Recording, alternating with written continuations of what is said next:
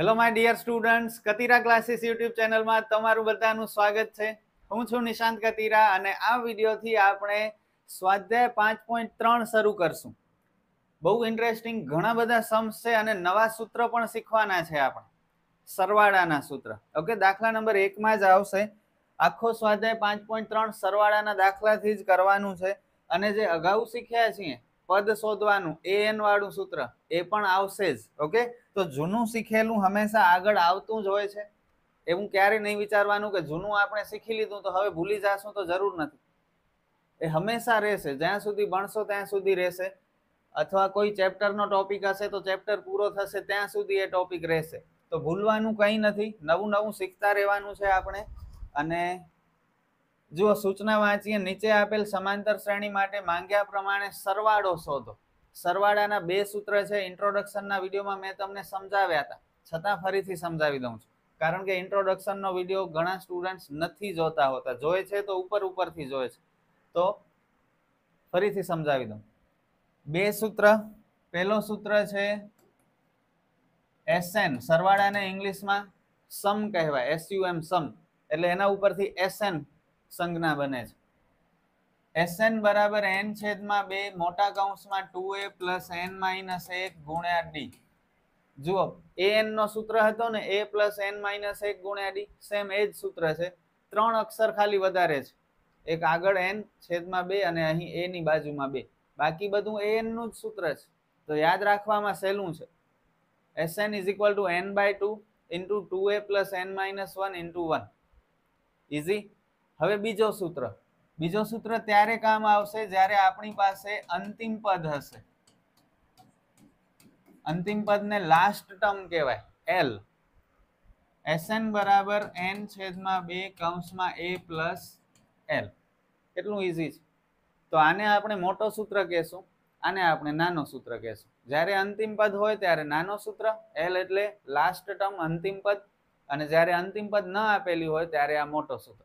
બંને સૂત્ર સહેલા છે, હમણાં જ યાદ રહી જવા જોઈએ, પછી જ આગળ વધવાનું છે. નોટમાં 3 વખત લખી લો, પોતાને પૂછાવી લો. ઓકે, અને આ ભલે અહીં પડ્યા છે સૂત્ર, અને આપણે આ સમ સ્ટાર્ટ કરી. બહુ ઇઝી સમ, 2 માર્કમાં પૂછે તમને. એક સમાંતર શ્રેણી આપેલી છે, 2, 7, 12 આવી રીતે શ્રેણી આગળ વધે છે. આપણે સરવાળો શોધવાનો છે 10 પદ સુધીનો. 10 પદોનો સરવાળો કેટલો થાય? ઓકે, આ તો આપણે રફ વર્કથી પણ શોધી શકીએ, પણ અહીં સૂત્રનો ઉપયોગ કરશું. સ્વાધ્યાય 5.2 હોય કે 5.3 હોય, જ્યારે સમાંતર શ્રેણી આપેલી હોય ત્યારે સૌથી પહેલા ડિફરન્સ, તફાવત શોધી લેવાનું આપણે. d બરાબર બીજું પદ માઇનસ પહેલું પદ. 7 માઇનસ 2 એટલે 5.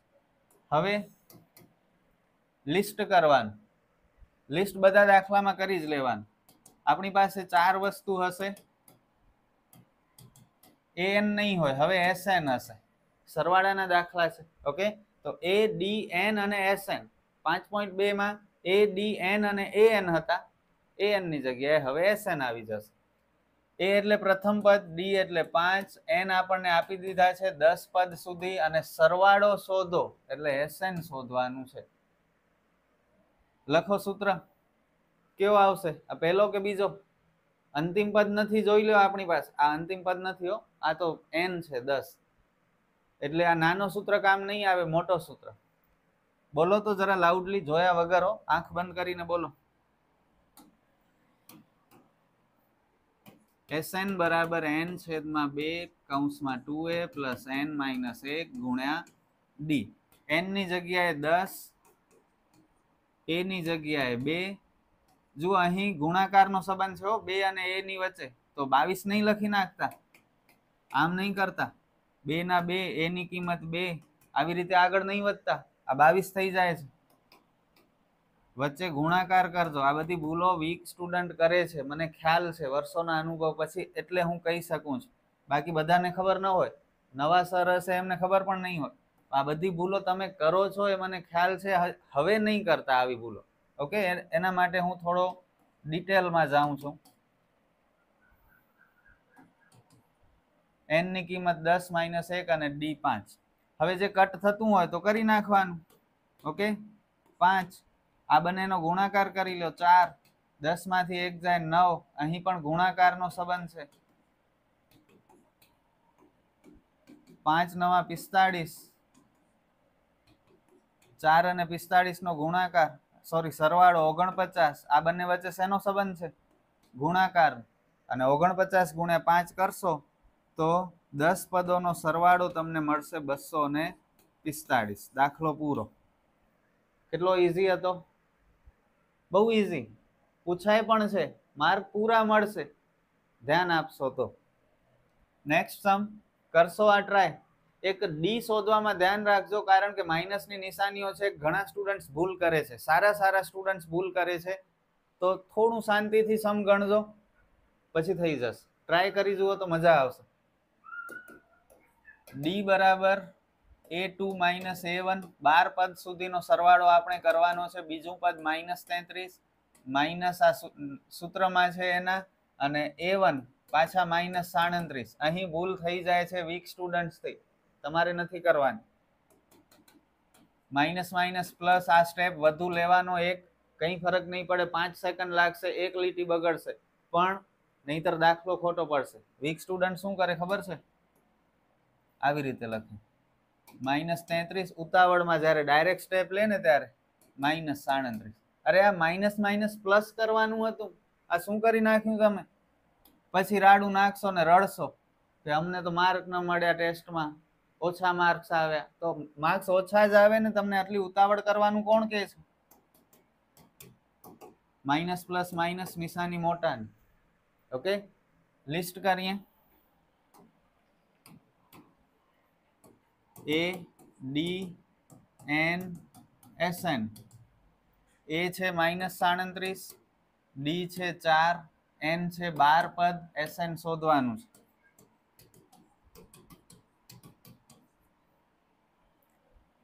હું પણ ઉતાવળ કરું છું જો.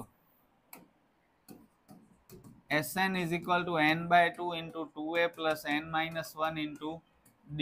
ઇન્ટુ એટલે ગુણાકારો. તમને ઘણાને થશે સર ઇન્ટુ શું બોલે છે? ઇન્ટુ એટલે ગુણાકાર. n છે 12,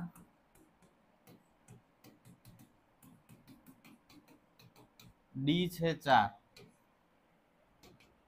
આ કટ થાય છે 6.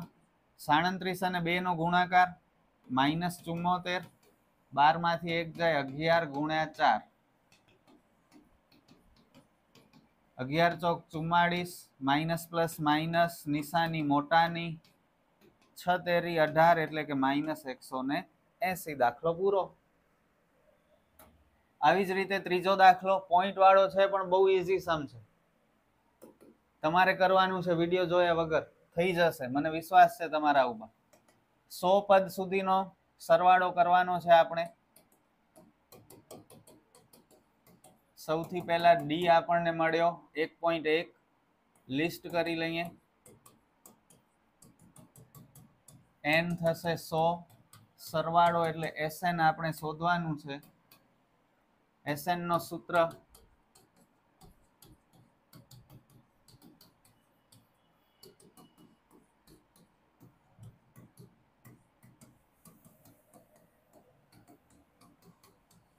આ કટ થયા 50. 2 છક 12. એક સ્થાન પછી પોઈન્ટ છે એટલે પોઈન્ટ. રફ કામ કરવા ન બેસાય, ડાયરેક્ટ ગુણાકાર કરી લેવાનો, પછી પોઈન્ટ મૂકી દેવા. બરોબર? આ બાદબાકી 99 ગુણ્યા 1.1.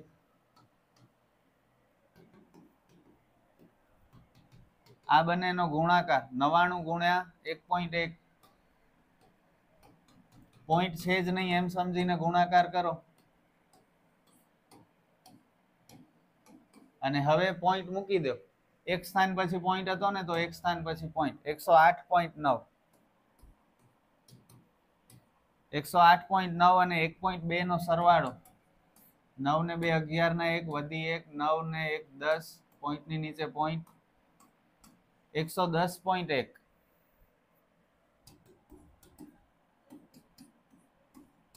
અને હવે આ બંનેનો ગુણાકાર 110.1 ગુણ્યા 50. પોઈન્ટ છે જ નહીં એમ સમજીને 5 એકા 5, 5 ગુણ્યા 0 0, 5 એકા 5, 5 એકા 5.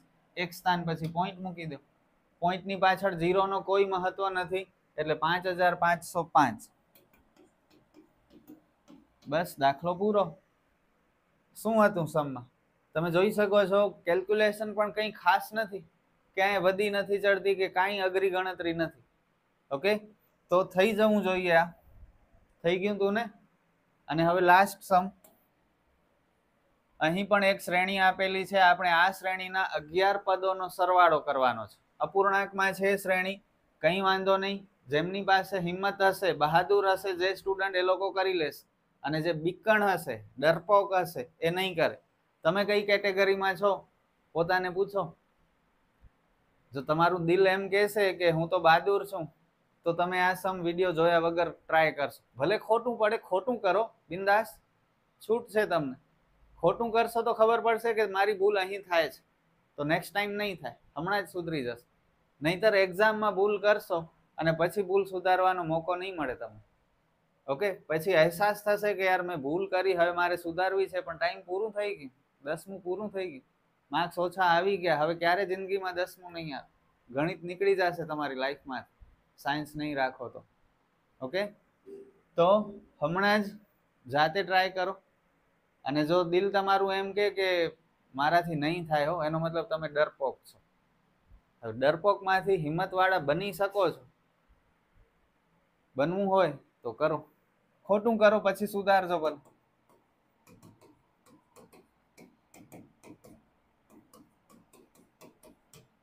આમાં શું પ્રોબ્લેમ થાય? આવા 1000 દાખલા કરી લીધા છે તમે લોકોએ.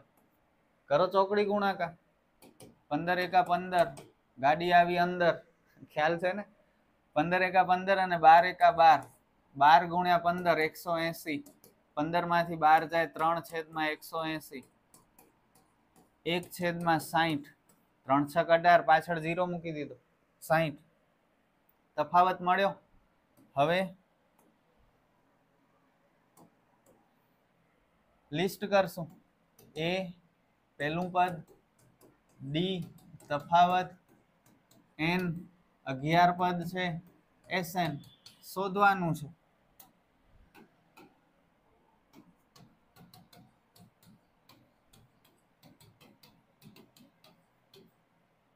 એન 11, એ 1/15, ડી છે 1/60. સર અહીં તો કટ નથી થતા. અગાઉ જે સમ કર્યા હતા બધા, એમાં આ કટ થઈ જતા હતા, તો કેટલું ઈઝી હતું. તો કઈ દર વખતે ઈઝી જ સમ ન હોય, થોડુંક કંઈક તો ટ્વિસ્ટ હોય, વેરાયટી તો આવશે. નથી થતા કટ, તો શું ફરક પડશે? ભલે એમ જ રહ્યા, પાછળ જોઈ લેશું, ક્યારેક આગળ વધશું તો કટ થઈ પણ જાય. ડરવાનું નથી આપણે. આ ગુણાકાર કરો. 2 માત્ર ઉપરવાળા પદને જ ગુણે. 2 એકા 2, નીચે ન ગુણી શકે, નીચે કટ થાય થતું હોય તો, પણ નથી થતું. હવે 11 માંથી 1 બાદ કરીએ એટલે 10. આ ગુણાકાર 1/60 જેમ છે એમ. 0 0 કેન્સલ થયા.